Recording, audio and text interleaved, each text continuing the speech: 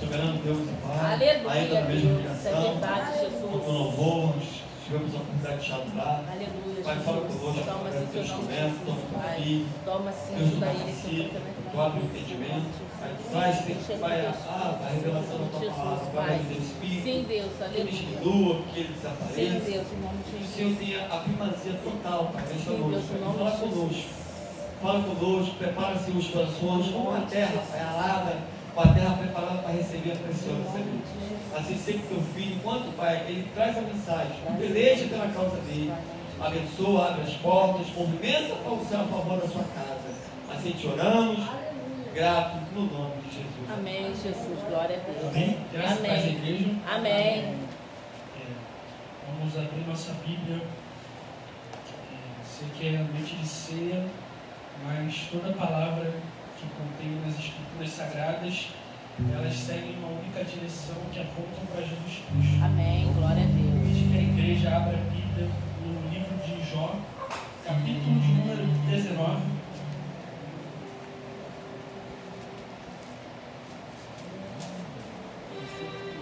A epígrafe diz assim: Jó queixa-se da obstinação e da dureza de seus amigos. Senhor, que nessa noite a tua palavra venha entrar em cada coração que está aqui hoje, Aleluia. a começar pelo meu, Senhor. Senhor, que cada um esteja receptivo a entender e a ouvir aquilo que o céu está dizendo hoje. Aleluia, Deus. Senhor, que em nenhum momento possa virar o conto Pedro, mas vir do céu, Senhor. Sim, Jesus. Senhor, que toda igreja hoje possa sair revestida e sabendo que Deus hoje mais uma vez se comunicou conosco. Aleluia. Assim eu te peço mais uma vez e te agradeço em nome de Jesus.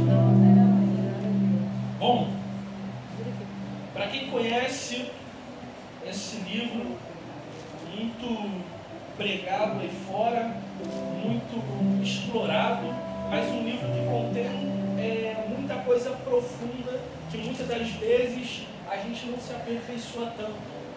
E eu quero ler um capítulo que é muito intrigante para mim. Respondeu, porém, Jó e disse: até quando entristecereis a minha alma e me quebrantareis com palavra? Já 10 vezes me envergonhaste. Vergonha não tendes contra mim, de vós endurecerdes. Embora haja eu, na verdade, errado, comigo ficará o meu erro. É só esse trecho aqui. Aleluia, Jesus. No capítulo anterior do livro de Jó, Jó passa por um episódio muito complicado, mas antes que eu venha compartilhar acerca disso contigo hoje, eu quero falar um pouco da pessoa de Jó. A pessoa de Jó vivia na antiga Mesopotâmia, há muitos tempos atrás. Jó naquela região era conhecido por ser um homem que tinha 7.000 gados de ovelha, 14 filhos. E todo dia na casa de Jó era motivo para banquete, era motivo para festa, era motivo para celebração. A Bíblia fala que não havia na terra homem justo e homem igual a Jó. A Bíblia também relata para a gente que Jó era uma pessoa tão alinhada com Deus que Jó, além de prestar sacrifício pela sua vida, Jó também prestava sacrifício pela vida dos seus filhos. Jó dizia assim: meus filhos estão pecando, estão blasfemando contra Deus, mas o meu sacrifício eu vou dar em dobro para que Deus perdoe o pecado deles também. Então, quando a gente vê o personagem de Jó, era um personagem que naquela época era uma pessoa de referência. A Bíblia fala que Jó andava segundo a lei de Deus, andava segundo as diretrizes de Deus. Era um personagem que era muito visto, estava sobre holofotes. Era um personagem que a todo instante estava sendo vigiado. Enquanto na casa de Jó tinha festa, tinha alegria, tinha pula-pula, todo mundo em volta estava olhando e talvez se perguntavam: como é que um homem pode ser tão próspero desse jeito, tanto materialmente quanto espiritualmente? Mas aí acontece algo eventual. A Bíblia fala que depois que Satanás é expulso do céu, ele nunca mais volta para lá. E no trecho do livro de Jó relata um encontro entre Satanás e Deus, que não é no céu e nem na terra. Porque Satanás fala, eu vim te rodear a terra. Em algum lugar desse universo, a pessoa de Deus se encontra com Jó e com os anjos. A Bíblia fala que os filhos de Deus chegam e acompanhado deles vem Satanás. E o intrigante é que a primeira intenção de Satanás, num dos encontros após a expulsão do céu, é ele denegrir a imagem de Deus. Naquele momento ali, Satanás, a intenção dele era fazer a imagem de um Deus carrasco, usurpador, um Deus que simplesmente comprava tudo aquilo que Jó lhe entregava. Satanás, eu vou conjecturar dessa seguinte forma, penso assim, eu vou cutucar Deus e eu quero ver o que ele vai fazer. Satanás já observava Jó. A palavra fala que Satanás vem da terra de rodear e cirandar. Então eu penso dessa forma, que Satanás já estava observando Jó. E quando Satanás se apresenta a Deus, a primeira coisa que Deus faz é o marketing de Jó. Deus chega para Satanás e fala, você está vendo meu servo íntegro, fiel, justo, que presta sacrifício, que se desvia do mal? E Satanás diz, eu estou vendo sim, mas eu sei por que ele está assim, eu sei por que ele te serve desse jeito. Aí Deus falou, peraí, eu vou ouvir o que ele tem para dizer. E aí Satanás fala, ele está desse jeito porque tu cercou ele, porque tu está do ladinho dele. Abre a cerca só um pouquinho para você ver se o negócio não vai ficar diferente. A intenção de Satanás nesse contexto não era só mostrar para Deus a fraqueza de Jó ou fazer com que Jó negasse a Deus, mas era humilhar a Deus. Ele tentou. A intenção de Satanás era mostrar para Deus que naquele exato momento ele era culpado de comprar a adoração de um homem, que Deus estava fazendo um marketing de uma pessoa, só que na verdade aquilo tudo era errado. E Satanás partiu por uma linha de raciocínio que Deus não iria negociar. Deus escolheu logo um homem com o maior exemplo na terra para que fosse quebrar um tabu entre Satanás e Deus. Para Deus falar assim, olha só, eu peguei o melhor que eu tenho, vai lá, porque eu vou te provar que eu sou adorado por aquilo que eu sou. Que eu sou adorado não sou pelo aquilo que eu faço, aleluia, mas eu sou adorado por aquilo que eu sou, pelas minhas características de Deus. Então esse tabu, a partir daquele momento, vai ser quebrado. Então, quando além de Satanás, seu personagem na história que quer afetar Jó, ele quer tentar Deus. E naquele momento ali, Deus vai e abre a cerca para que Satanás entre na vida de Jó. E quando Satanás entra na vida de Jó, a gente sabe o que acontece. A primeira coisa que acontece quando você entra num processo com Deus, a primeira coisa, e eu falo com toda a certeza do mundo, é que as pessoas à sua volta vão achar que o motivo de você estar sofrendo tanto está atribuído a um tipo de pecado, a um tipo de fraqueza sua. Muito pelo contrário. Então a primeira situação que Satanás faz para que venha afetar a sua e a minha vida durante a aprovação de Deus é fazer com que quem está próximo de você venha fazer você duvidar daquilo que está acontecendo na tua vida. Pedro me prova isso. Assim que tudo desmorona, a primeira pessoa próxima de Jó vira para ele e fala, amaldiçoa teu Deus e morre. Então Jó leva a primeira punhalada nas costas. Quantas vezes você, durante o seu período de provação, seu período de teste, no seu processo com Deus, quantas pessoas próximas de você, em vez de aliviar sua ferida, estiveram ao teu lado somente para incendiar? E agora vamos falar desse capítulo em si. No capítulo anterior, os amigos de Jó, ele faz Bildad e Zofar, eles se juntam todos os três para que vão até Jó e descobrir qual era o pecado de Jó, humilhar a Jó. Jó ficou tão humilhado com aquela situação que ele chama eles de molestadores, consoladores molestos, porque a função deles era consolar, mas eles estavam molestando o coração de Jó.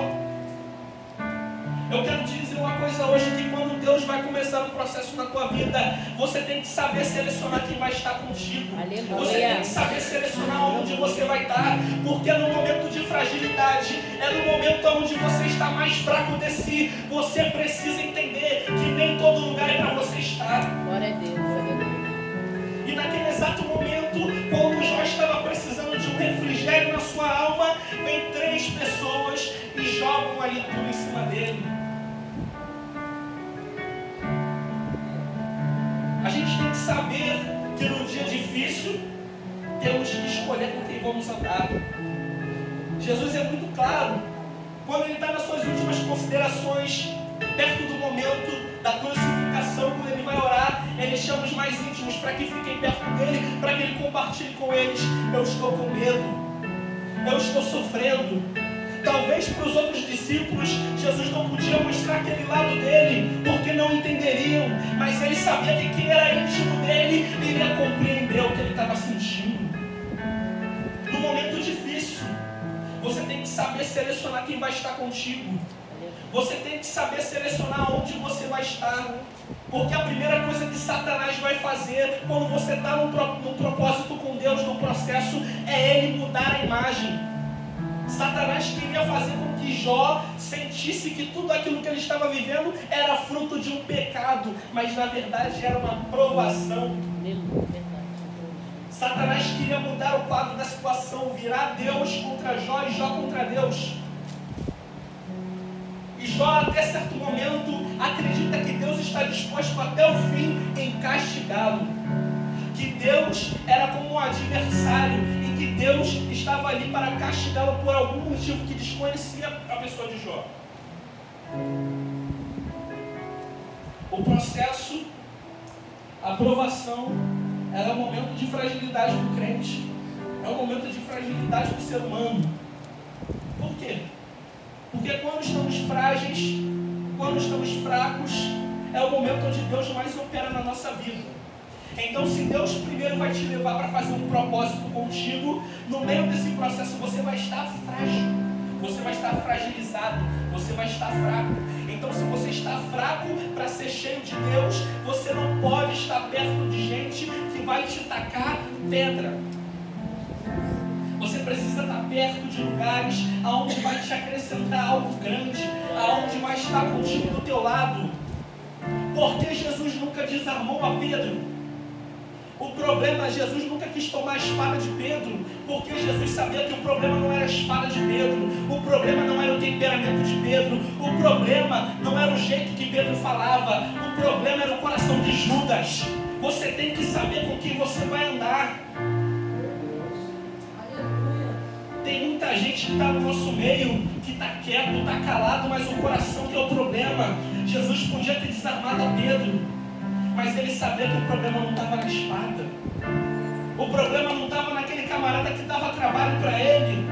O problema estava lá no que estava quietinho, escondido. Você tem que saber separar de tudo aquilo que está sendo um empecilho na sua vida. Você tem que saber se desvincular de tudo aquilo que tem atrapalhado o processo de Deus na tua vida. Se Deus está te levando para um processo, e saiba escolher quem vai contigo. Porque se você sabe com quem vai contigo, é assim, você dá o braço para ele. Se ele cair, você levanta ele. E se você cair, ele te levanta. Aleluia. É assim. Eu estou de braço dado com ele. Se vierem atrás dele, vão ter que passar por cima de mim primeiro. E assim, quão bom e suave é que os irmãos vivam em comunhão. Aleluia, glória a Deus. Não deixe que a voz da multidão, que a voz até de pessoas próximas a você, venha mudar a tua visão do quadro da tua vida. A intenção daqueles 3 era fazer com que Jó visse tudo de forma distorcida. Era fazer com que Jó visse tudo de uma forma que não era verdadeira. Então Jó nunca olhou aquilo ali como se fosse um processo, mas olhou como um castigo, porque foi influenciado.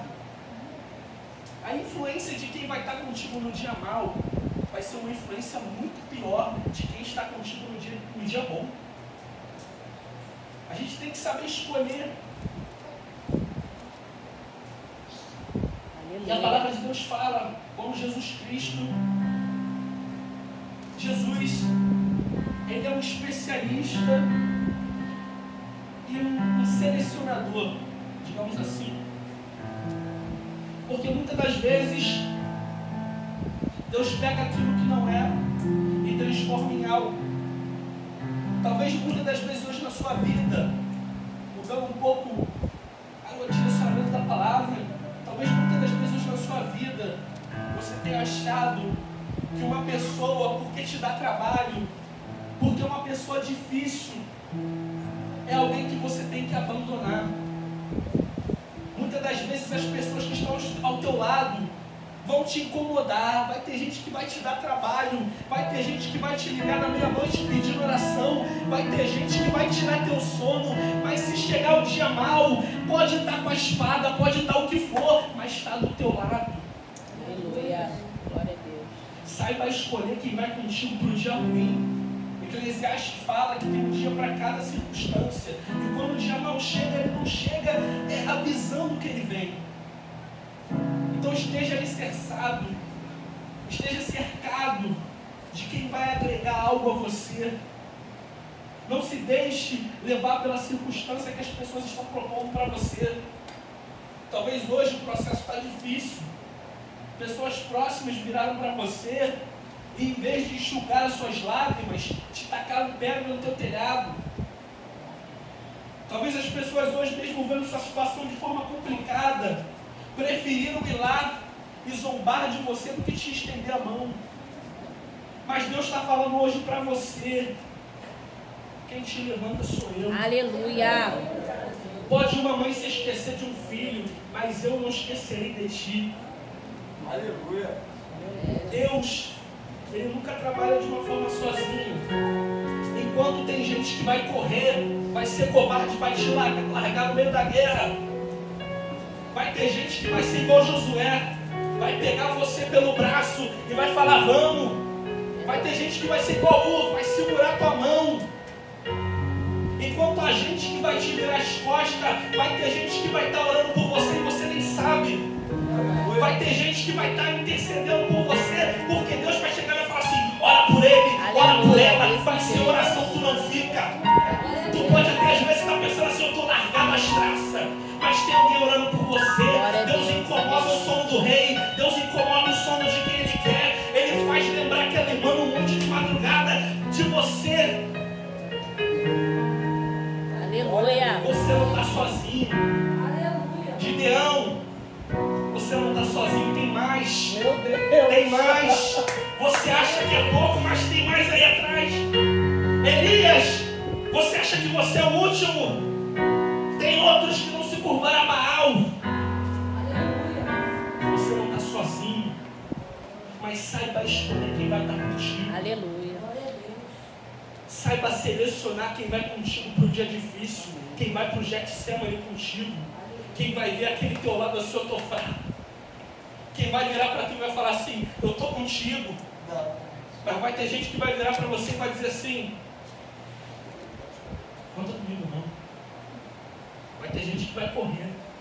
Vai ter gente que quando a casa estiver em festa, vai frequentar a festa. Mas quando o telhado cair e tudo desabar, vai chegar para você cheio de poema na boca. Igual ele fez.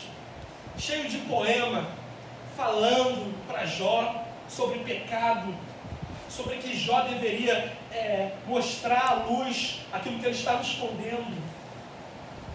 A palavra de Deus hoje é uma palavra voltada para os nossos corações e trazendo em pauta para a pessoa de Jesus. Jesus sempre foi cercado por uma multidão, mas ele soube um momento que era só para os 12. Mas também quando ele estava junto dos 12, ele também soube um momento que era para juntar os 3. Aleluia. Vai ter hora que Deus até vai mexer na tua vida na frente de todo mundo. Vai ter hora que vai ser só no meio daqueles próximos. Vai ter hora que vai ser só naquele que está do teu ladinho, que você acompanha o teu dia a dia. Aleluia. Tem milagre que é no secreto. Tem milagre que é com a porta fechada. Tem exaltação que é com a porta fechada. Tem mistério que é só quando você está ali com quem deveria estar. Talvez Deus ainda não fez algo grande na tua vida, porque tem gente que não é para estar perto de você. Tem gente que está atrapalhando aquilo que Deus quer operar. Talvez Deus está falando para você, ó, sai daí. Mas você está falando, não, Senhor, fulano me ajuda. Eu preciso do fulano. Eu preciso dele. Mas Deus está te dizendo hoje, eu levanto o que eu quero para abençoar. Aleluia. Eu levanto o que eu quero para poder dar. Glória a Deus. Enquanto você achar que está sozinho, você não está sozinho. Não se prenda à dependência de ninguém. Deus vai fazer algo grande na sua vida. Mas hoje você precisa chegar em casa, orar a Deus e falar, Senhor, o que eu preciso tirar da minha vida? Que pessoa tem agregado ao meu ministério? Que pessoa não tem agregado? Eu preciso tomar uma postura. Falar, Senhor, tira daquilo que não é para ficar comigo. Aleluia. Para Deus te entregar algo novo, Ele precisa limpar aquilo que está sujo. Deus santo, aleluia. Não adianta empurrar para baixo do tapete. Ah, mas está comigo não sei quando. Tem hora que Deus vai te levar para um lugar novo, vai te levar para uma direção nova, que só vai ter que ir tu, meu irmão. Só vai ter que ir os teus. E Jesus, no momento que ele é entregue à crucificação, ele fala, para se cumprir aquilo que foi dito, nenhum dos meus perdi.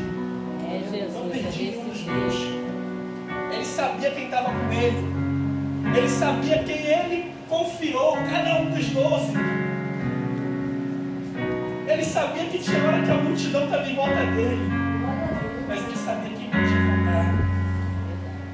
O mestre nos ensinou uma lição de companheirismo, uma lição de confiança, uma lição que muitas das vezes aquela pessoa que você menos espera, que você menos acredita no potencial, é aquele que mais vai te surpreender. Quando Jesus chega para Pedro e fala, Pedro, tu me amas? Pedro fica triste. Aí Jesus fala, apacenta minhas ovelhas. Pedro, chegará um tempo, quando você era novo, você ia para onde você queria, você fazia o que queria, mas vai chegar um tempo que vão te levar para onde eles querem, que você não vai fazer mais o que você quer. Então você imagina aquele Pedro que era um passarinho ambulante, fazia o que queria, com a espada embanhada aqui. Jesus falou para ele, é você que na morte vai me glorificar, é você que lá na frente vai apacentar essas ovelhas. Eu penso comigo aqui, todo mundo já sabia que haveria um traidor, mas vamos conjecturar, o camarada que mais dava trabalho ele era quem? O mais estourado, o mais nervosinho, esquentado. Talvez todos os discípulos pensavam assim, vai ser ele, eu acho que é ele, vai ser ele fala muito, eu não confio nele não.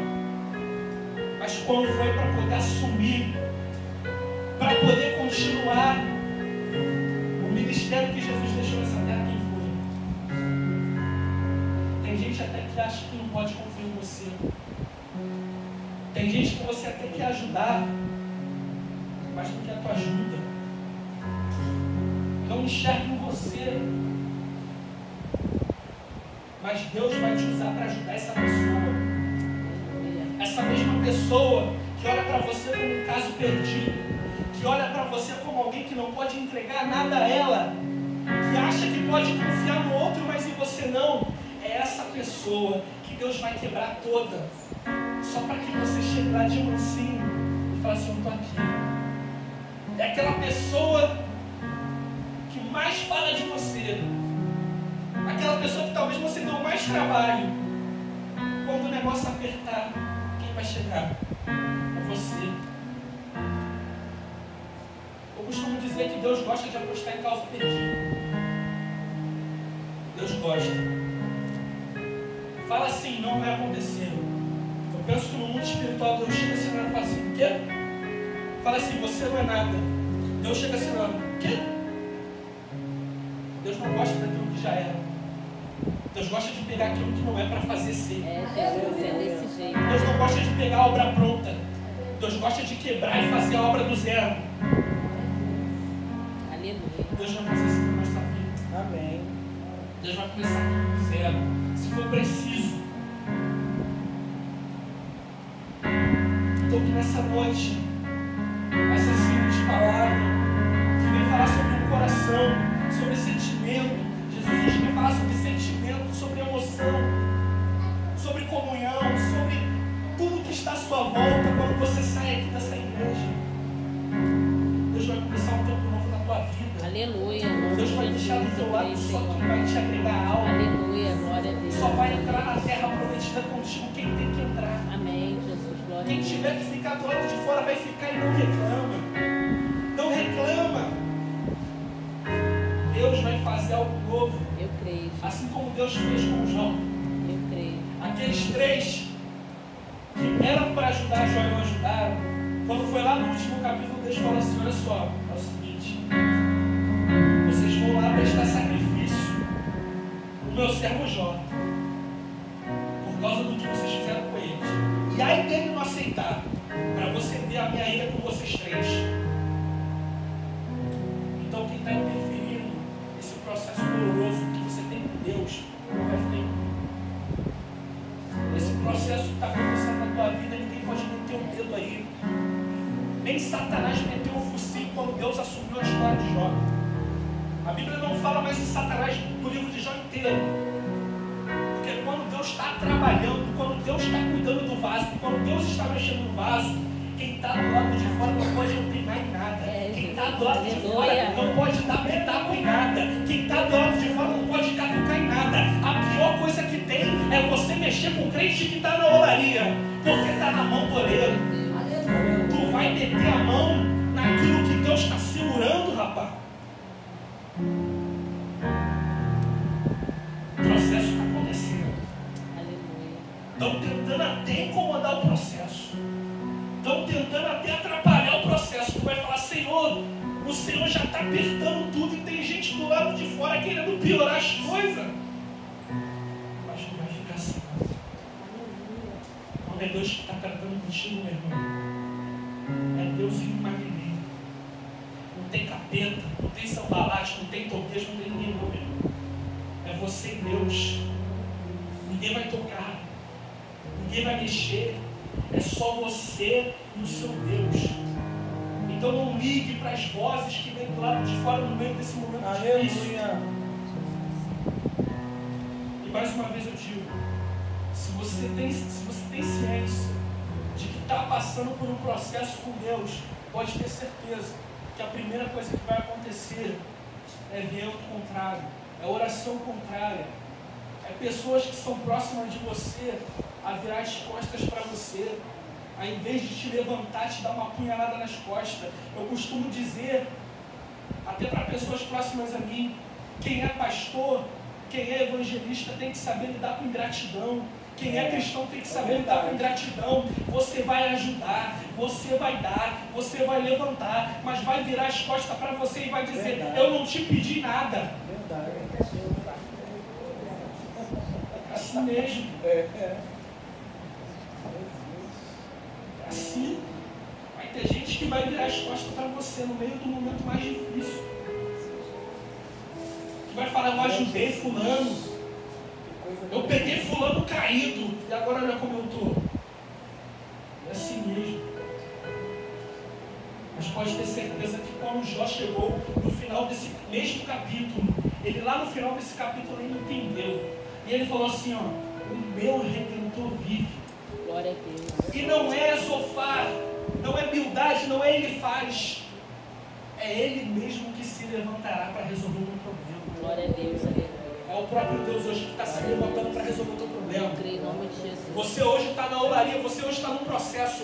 Ninguém vai atrapalhar a construção de Deus na sua vida. Aleluia. Eu quero profetizar hoje que se você está sendo reconstruído, ninguém vai interferir na obra de Deus. É Deus, aleluia. Vaso na olaria ninguém mexe. Vaso na olaria ninguém toca. Aleluia. Vaso que está sendo tratado, ai de quem tocar. Então deixa a multidão falar. Deixa te apertarem, deixa virarem as costas, porque o negócio vai ficar estreito, o negócio vai ficar difícil. Talvez você hoje está falando assim: Senhor, eu estou tão frágil, estou tão quebrado, Senhor. Eu precisava tanto que estivesse comigo, eu precisava tanto que tivesse estendido a mão para mim nesse momento. estou sofrendo tanto. E vem mais gente para me humilhar, para me entristecer. A tristeza de Jó ali era algo profundo. Era um sentimento de traição. Era um sentimento de quem ele confiava. Agora você imagina